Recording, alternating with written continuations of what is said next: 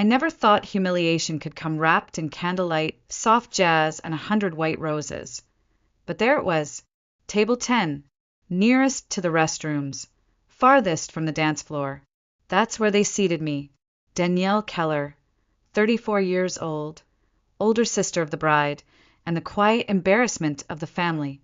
I wore the only formal dress I owned. Navy blue, second-hand, slightly too tight in the waist. I had spent the morning steaming it in the bathroom while Eli sat on the closed toilet lid, swinging his legs and humming to himself. He was 8, and he was radiant that day in a suit I had altered myself, with sleeves that still bunched around his wrists. His tie was crooked, his shoes a little too big, but he didn't notice. He leaned closer to me as the newlyweds danced their first dance across the ballroom floor. "She looks like a fairy queen," he whispered, eyes wide. I followed his gaze toward Natalie, my sister, the bride, 5 years younger and 100 shades more adored. Her hair curled in cascading waves, her skin glowing beneath golden lights. She spun in Ethan's arms like she had been born for the moment. Every camera followed her. Every smile leaned her way.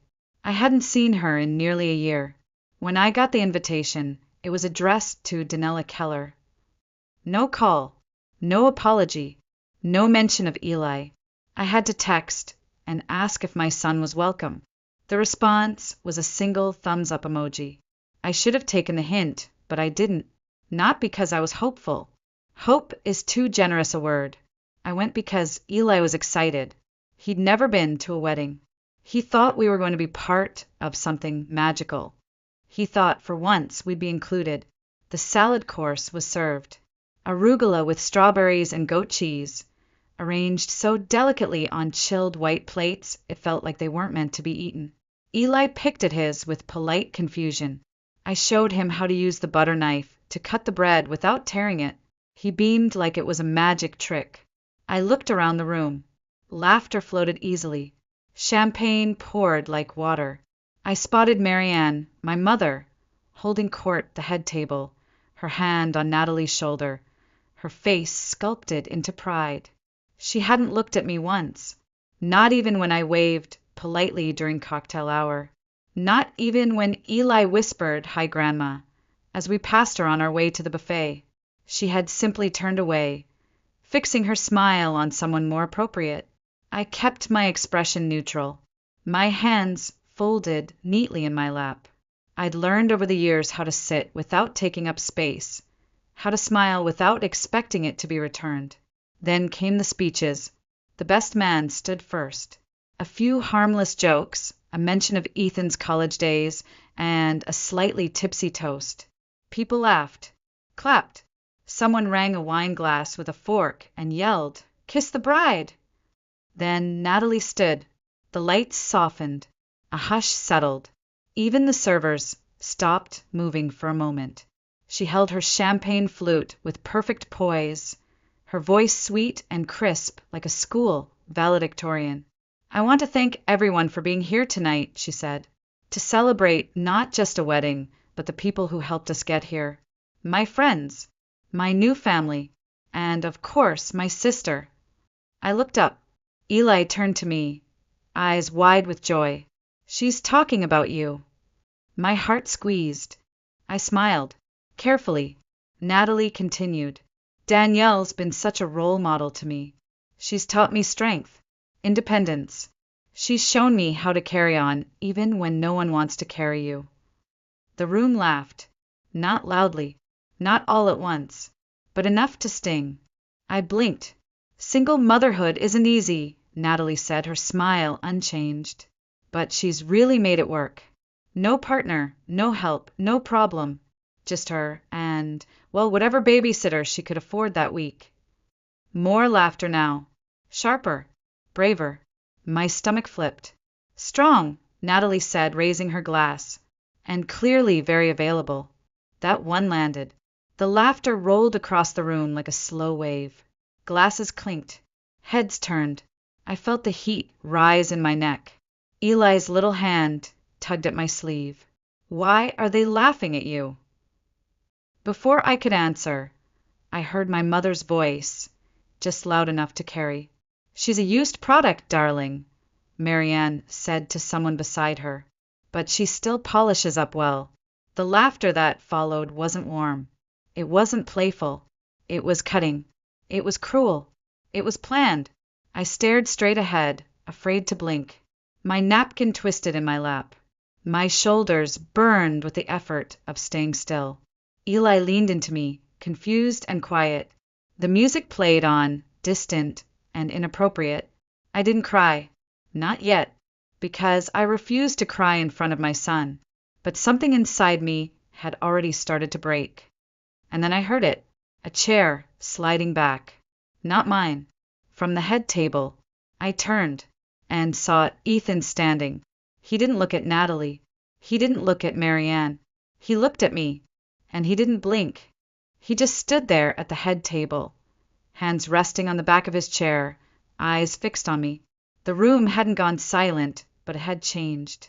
The energy thinned, warped by discomfort. A few people chuckled nervously. One guest cleared her throat too loudly. Someone dropped a fork. Natalie reached for his sleeve. "Ethan," she said through her teeth, her smile still plastered on. "Sit down." He didn't. Instead, he moved, slow, deliberate. He stepped around his chair, walked to the front of the table, and held out his hand. Not to Natalie, not to the crowd. He reached for the microphone. No one offered it, so he took it. "Excuse me," Ethan said. The laughter stopped. "I wasn't planning to speak tonight," he continued, voice low but steady. "And definitely not like this. But I guess I need to." Natalie's expression cracked for the first time. The warmth drained from her cheeks. She looked up at him like a child afraid the rules just changed. "I've heard a lot about family this past year," Ethan said. "About loyalty, image, honor." I listened. I watched. I thought I understood what that meant. He paused. His eyes swept the room. No one met his gaze. "But what I just heard," he continued, "that wasn't family. That wasn't love. That was mockery, dressed up in satin and served with a smile." Marianne sat straighter, lips tight. Her wine glass trembled slightly in her hand. Ethan looked down at me again, just for a second, and I saw something sharp in his face. Not rage, not pity, something deeper. Disgust, maybe, or disappointment that such cruelty had been allowed to bloom. "You all laughed," he said, "and maybe you thought it was harmless. Maybe you thought it was tradition, humor, banter." He shook his head. "But you made a boy watch the world laugh at his mother." All eyes turned to Eli. He flinched under the pressure, and that broke me. I reached for his hand and stood, not because I wanted to say anything, God, no. I didn't have words for that room. I stood because I needed to breathe, to walk out before the walls closed in. But Ethan's voice cut through again. "Danielle, don't go." I froze. It wasn't a command. It was a request, a plea. Whispers spread across the reception like wind through tall grass. A woman in a blue dress gasped audibly. The DJ reached for his console, confused. Natalie just stared, motionless. "I can't pretend I'm okay with what just happened," Ethan said again. "I won't stand up here and let that kind of cruelty pass as comedy." He stepped down from the platform, crossed the space between us with the same calm he had walked into the ceremony with. Like he wasn't just walking through a wedding, but through fire. He turned to face the crowd, his back now shielding Eli and me like a wall. "I've spent months hearing about appearances, about keeping things classy, about avoiding drama. But if being classy means staying silent while a woman is humiliated in front of her child, then I don't want it." A murmur rose. He ignored it. Danielle didn't ask for attention. She didn't come here to be the center of anything. She sat in the back, smiled, clapped. She let this night belong to Natalie, and you turned that into a joke. He turned back to Natalie, then, slowly. "I don't care how many floral arrangements you designed. I don't care how perfect the photos looked. What you did was cruel, And what hurts most, it didn't even shock anyone. Silence, utter and complete. Natalie's lips moved, but no words came out. Marianne stood. That's enough, she snapped. But no one moved to agree. No one echoed her. Ethan looked at her. You raised 2 daughters, he said, but only one of them knew how to be gracious. He turned back to the crowd. I'm not going to pretend this is okay. Not today. Not ever. And with that, he handed the microphone to a stunned waiter and walked straight out of the hall. No music played. No one clapped. Natalie was left standing at the altar of her own party, while the room collapsed into whispers. And I stood there, frozen, still holding my son's hand, breathing in something I hadn't felt in years. Not justice, not pride, but something close. Recognition. It had been 3 days since the wedding, and I still hadn't slept through the night. Not from grief, not from rage, just stillness. The kind that settles into your bones after something inside you snaps, and you stop trying to make people understand you. It felt like silence, but not the empty kind. The kind that fills the air when a storm has passed, and all that's left is the mess, and the sky above it, finally clear. That morning, I was standing in the kitchen, holding a cup of coffee I hadn't touched, staring at the same window I always stared through while washing dishes. Eli was humming in the next room, lining up his toy dinosaurs. My phone buzzed. A message from Jenna, a girl I used to work with at the cafe before my second job took over. Danielle, the wedding video, Ethan's speech. It's online. You need to read the comments. I frowned. I hadn't even known anyone was recording. But when I clicked the link, my breath caught. There it was. The head table, Natalie frozen mid-toast. The crowd, awkward and laughing. And Ethan, standing, his voice calm and unwavering as he defended me in front of everyone. There I was too, caught in the frame, sitting still, holding Eli's hand, my expression half shocked, half resigned. The title read, Groom shuts down bride's cruel joke, walks out mid-wedding. It had over 67,000 views. I didn't want to read the comments, but I did, and I couldn't stop. They came from strangers, hundreds of them. Most were women. I was Danielle once. I sat at the back and let my sister call me a failure in front of our relatives. I would have given anything to have someone speak up like that for me. That boy is going to grow up proud of his mom. You can tell already. Some said they cried watching it. Others said it made them realize they were still waiting for someone to stand up for them. One woman simply wrote. She didn't yell. She didn't beg. And somehow she still won. I didn't cry, not right away. I just sat at the kitchen table, coffee cold, staring at the screen. Not because it hurt, but because for the first time in my life, someone saw me. Not as Natalie's sister. Not as Marianne's disappointment. Not as the woman who got pregnant and ruined her potential. Just me, a woman who showed up, endured, and still managed to be kind. And people cared. That afternoon, a bouquet arrived at my apartment door. It wasn't roses, not lilies or orchids, or anything showy. Just wildflowers, lavender, daisies, soft green sprigs, tied together with twine. No note, except a small card that read, to the lioness. No signature. I didn't need one. Later that evening, as I folded laundry on the couch, Eli came over dragging his stuffed dragon by the wing. He sat beside me and asked, Mom, is Uncle Ethan still getting married? I paused. I don't know, sweetheart. He nodded solemnly, then said, I think he picked the right person anyway. He leaned his head against my arm and added, You. I couldn't answer. I just kissed his hair and held him a little tighter. The next morning, my phone rang. My mother's name appeared on the screen like a warning label. I let it ring. Then I let it ring again. Finally, I answered.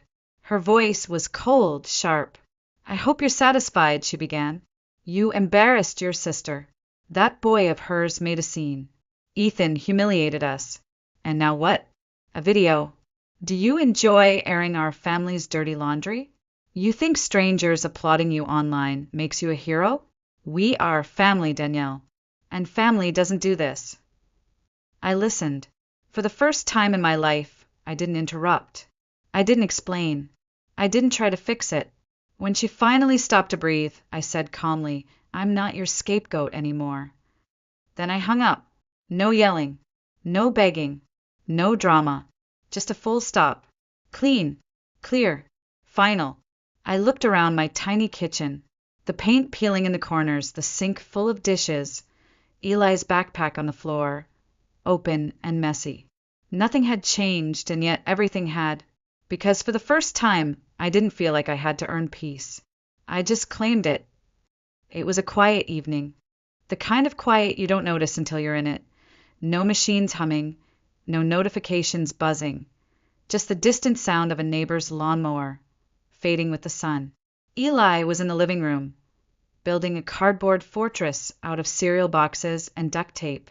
I was folding laundry on the couch, watching him through the doorway, marveling, like I often did, that a person like me had created something so endlessly good. It had been a week since the wedding. The video had climbed past 120,000 views. I stopped checking after day 3. The comments were still coming, but I wasn't chasing them anymore. For the first time in years, I wasn't desperate for someone to understand me. I already had everything I needed, right there in the next room, with ketchup on his shirt and socks that didn't match. "Mom." Eli called out, peeking from behind a cereal box wall. His face was streaked with orange marker. "Are you still sad about what Aunt Natalie said?" I paused, a shirt still warm in my hands. It wasn't a question I expected. Not a week later. Not while folding underwear and separating mismatched socks. But he asked it the way children ask about rain. Genuinely curious, no judgment, just watching the sky change. "Not anymore," I said honestly. "Why not?" I looked at him and smiled, because I think I finally stopped waiting for them to see me. He blinked like he was processing something far bigger than he had words for. Then he shrugged, picked up a cardboard tube, and declared, "This is a canon now." I laughed, not the tired, strained laugh I used to fake at family gatherings. A real one, light, uncomplicated. Something in me cracked open, softly, quietly, not from pain, from release. That night, as we brushed our teeth side by side, Eli looked at me in the mirror, his chin covered in toothpaste foam. "I think you won," he said. I paused. "What do you mean?" He shrugged. "Aunt Natalie had the big dress and the big cake, but you got the part where someone was nice to you." My breath caught. It was the kind of line that didn't come from cartoons or school. It came from watching, listening, feeling the difference between people who perform love and people who practice it. After he fell asleep, I sat at the kitchen table and reopened the envelope I'd been avoiding all week. It was from the school. Inside was a flyer, Parent Career Day, a form to fill out, a checkbox to volunteer. I used to dread things like that. I never thought what I did was impressive enough to be worth talking about. I wasn't a doctor, or a lawyer, or whatever Natalie was this month. But I had something better. I had proof that small eyes watching me every day didn't need me to be impressive. Just present, honest, steady. I filled out the form. Under occupation, I wrote, "Front desk clerk, former barista, full-time mother." And beneath that, "expert in holding things together." The next morning, I passed by a florist shop downtown on my way to the bus stop. In the window was a small sign, "Support local mothers. Ask about our lioness bouquet." I stood there for a long time, just staring at it. Somewhere, someone had taken that phrase and made it real. To the lioness, that phrase had stayed with me, not as a compliment, but as a kind of truth. Because I wasn't loud. I didn't claw my way through the world. I didn't destroy people to win. I endured. I protected. I stayed. And when it mattered most, I didn't flinch. Natalie still hadn't called. Neither had Marianne. And strangely, I didn't miss it. The silence from them wasn't empty anymore. It was space. Space to think. Space to breathe. Space to finally hear myself without all their noise. That night, before bed, I tucked Eli in and kissed his forehead. He looked up at me and whispered, "You're my favorite person, even if you're not famous." I smiled. That makes me the luckiest person alive. He closed his eyes, and for the first time in a long time, I didn't go to bed dreading the next family holiday, or the next cutting remark, or the next round of pretending to be okay. I went to bed knowing that the war they'd waged on my worth had finally ended, not because they surrendered, but because I stopped showing up to the battlefield.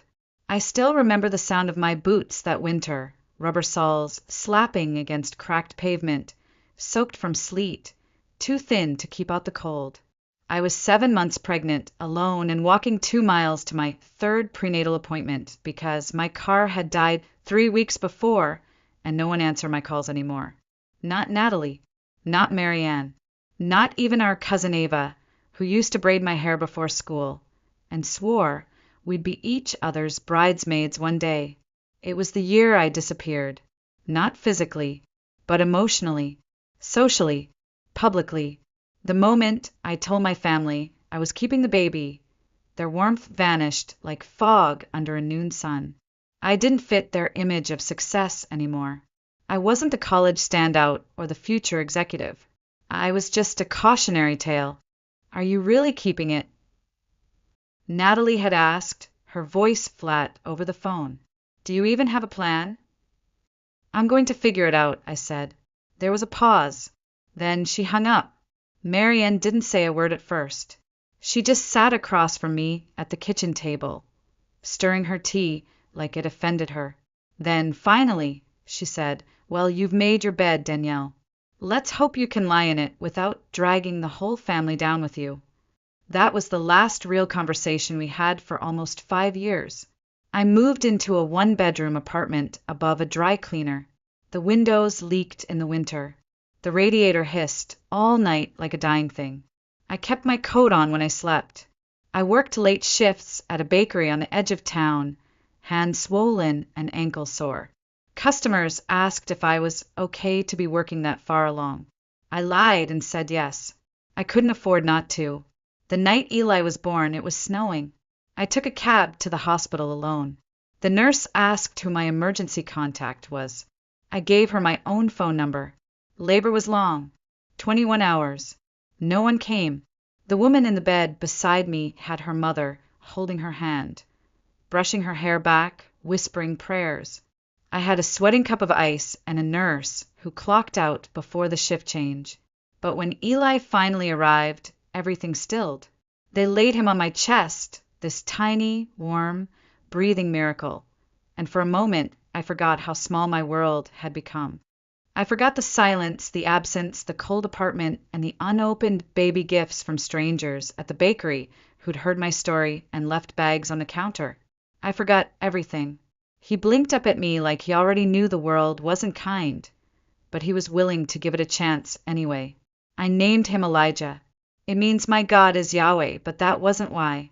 I named him that because it sounded strong, like a name no one would dare laugh at, like a name that could carry both of us forward. I stayed in the hospital for 2 nights. No visitors, not one card, not one call. When we were discharged, I wrapped Eli in a thrifted blanket and caught the city bus home, praying the heater in our unit was still working. That night, I sat on the floor with him in my lap, rocking gently because the second-hand crib hadn't arrived yet.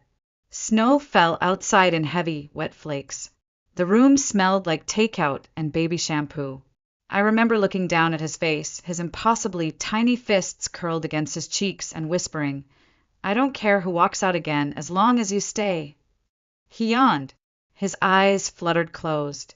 And I knew, right then, that I would never beg anyone to love me again. Not my mother. Not my sister. Not the man who left the moment things got inconvenient. I would not chase people who made it clear I wasn't worth the weight of their presence, because from that night on it was just Eli and me, and somehow that felt enough.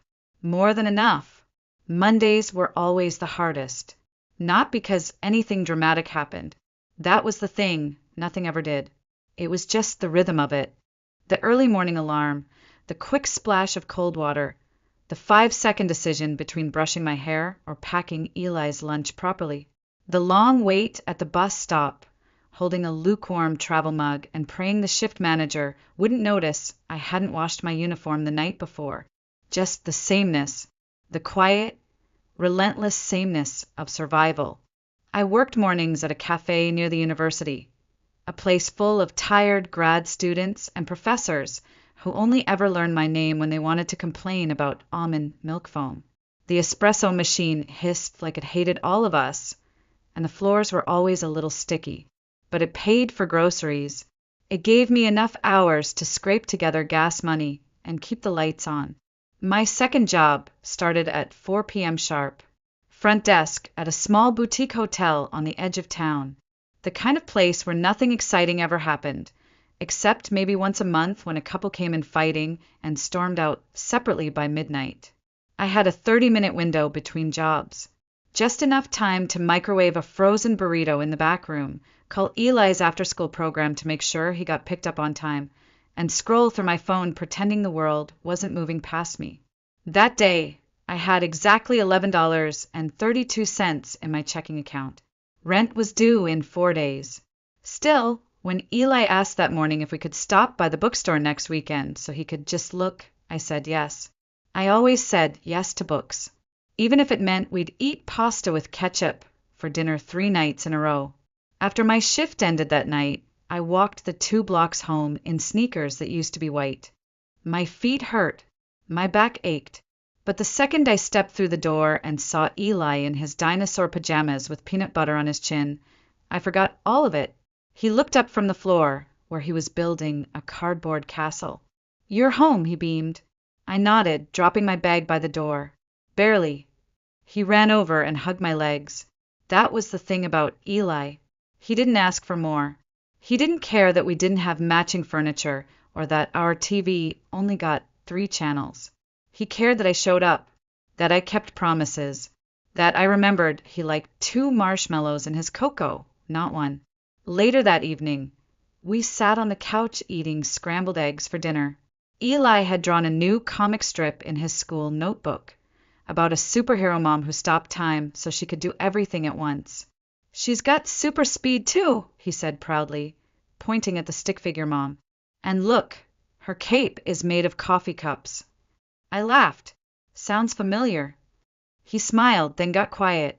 "I know you work really hard, Mom." I looked at him. "I don't mind. Not for you." He leaned his head on my shoulder. "You're stronger than a superhero." No one had ever said that to me. Not once. Not even when I gave birth alone. Not even when I held 2 jobs and kept the lights on and made sure the homework got done and the clothes got washed and the heart kept beating. But hearing it from him, it made everything I'd sacrificed feel less like a loss and more like a quiet kind of victory. That night, after he went to sleep, I opened my laptop to check my bank account. Still $11.32. But I didn't panic. Not this time. I stared at the screen and whispered to myself, "You've made it this far. You'll make it further." Because I had already survived the worst parts. The rejection. The judgment. The nights when no one called and no one came. I had survived the silence. And somehow I had raised a boy who saw strength not in wealth or status or sparkle, but in steadiness, in warmth, in a mother who came home every single night, even when the world made her invisible by day. I didn't know her name at first. She was just the sister. I had seen her walk into the reception with a little boy in a too big suit and a shy smile. She looked out of place, not because she wasn't dressed appropriately. Her dress was simple, clean, even elegant in its way. But there was a tension in her posture, the way she scanned the room like she was searching for someone who might acknowledge her, someone who might say, "I'm glad you're here." No one did. I was a college friend of the Groom. I had met Natalie a few times, always in curated moments, brunches with crystal glassware, photo shoots for their engagement, wine nights where she spoke more about aesthetics than affection. She was beautiful, yes. Charismatic, absolutely. But warmth? I'm not sure I ever saw it. The speeches started, and at first, everything felt like any other wedding. Light jokes, teary thank yous, nostalgia served alongside rose. But then Natalie raised her glass. I'll never forget the way her voice changed when she turned to her sister. It was subtle, sugar-coated, the kind of tone people use when they want to insult you without being technically cruel. She's strong, Natalie said. Independent, a single mom, clearly unwanted by anyone else. The room laughed. I didn't. I looked at the woman at table 10, Danielle, I would learn later, and she didn't laugh either. Her hand was resting gently over her son's. Her face didn't twist. It didn't fall. It simply froze, like a mask locking into place. And then their mother chimed in. She's a used product, but she still polishes up well. Another wave of laughter. Louder this time. Bolder. Permission had been granted. I saw the little boy turn to his mom. He asked her something. I couldn't hear it, but I saw her nod, her lips barely moving. I think she was trying not to cry. And then the groom stood. I had no idea what he was about to say. For a second, I thought maybe he was going to defend Natalie, try to smooth it over, repackage it as just a joke. He didn't. What he did instead, I still don't have the right words for it. He gave the microphone a voice it wasn't meant to carry. He spoke slowly, deliberately, like every word was chosen to undo what had just been done. He said that what happened wasn't love. He said that mocking a woman in front of her child wasn't tradition. It was cruelty in formal wear. He said that if this was the kind of family he was marrying into, he needed to reconsider the kind of man he wanted to be. And then he left. He walked out. No yelling. No dramatics. Just a quiet, shattering statement. I won't stay silent. Everyone in the room was frozen. Some people stared at their drinks. Others glanced around, as if searching for a way to undo what had already been said. But my eyes were locked on Danielle. She didn't speak. She didn't rise. She just held her son's hand and let her silence say everything. Later that night, I wrote a post about it. I didn't use names. I didn't share the video. I just wrote what I saw. One woman publicly humiliated, one man brave enough to say enough, and one child watching it all unfold with the quiet weight of someone growing up too fast. The post went viral. People began commenting, I was her once. Others wrote, I wish someone had stood up for me like that. Some asked where to send flowers. Others just said, thank you for saying what we needed to hear. And eventually, someone uploaded the video. And that's how I finally learned her name, Danielle. And now I'll never forget it, because sometimes the people who sit at the back of the room are the ones who deserve to be at the head of the table all along. It's strange what stays with you. The cruelty fades in time. The faces of those who laughed become blurry. Even their words, the sharpest ones, begin to lose their sting after a while. But what stays is the moment you realize you don't owe anyone your silence anymore. I used to believe that love, especially family love, was something you had to earn. That if I just worked harder, apologized more, stayed quiet longer, I would be accepted. That maybe one day I'd sit at the table and no one would look at me like a stain on their linens. But what that wedding gave me, ironically, unintentionally, was the final piece of clarity I needed. They were never going to change. Not because they were incapable of love, but because they loved conditions more than people, image more than connection, appearances more than truth. And I no longer wanted to be small enough to fit inside that kind of love. I didn't dance at my sister's wedding. I didn't raise a glass. I didn't toss a bouquet or cry happy tears under fairy lights. But I did walk out holding my son's hand, my dignity, and something more powerful than applause. Certainty. The kind of certainty that settles deep into your bones when you realize you don't need to be approved to be valid. That you don't need an invitation to be whole. That survival is its own kind of crown. For weeks after, People kept messaging me. Some wanted to know if Ethan and Natalie were still together. They're not. He sent me a short message 2 days later. No pressure. No apology. Just a sentence. Thank you for showing me what real strength looks like. Some wanted to send me money. Others wanted to send flowers. A few women even reached out asking how to leave families that looked like mine. But the message I think about most came from a woman named Sharon, 64 years old. She wrote, I've waited my whole life for someone to stand up for me the way Ethan stood up for you. It didn't happen, but watching it happen for you healed something in me. Thank you for being the mirror. I cried when I read that, because I realized something else. Sometimes the fight isn't about proving your worth to the ones who refuse to see it.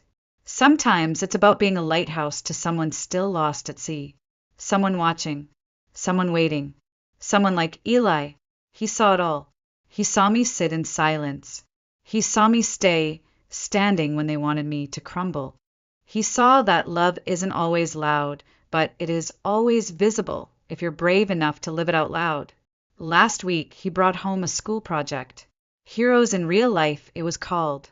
Most kids wrote about firemen, astronauts, football players. Eli wrote, My mom works 2 jobs. She fixes broken things. She doesn't yell. She just keeps showing up. That's what heroes do.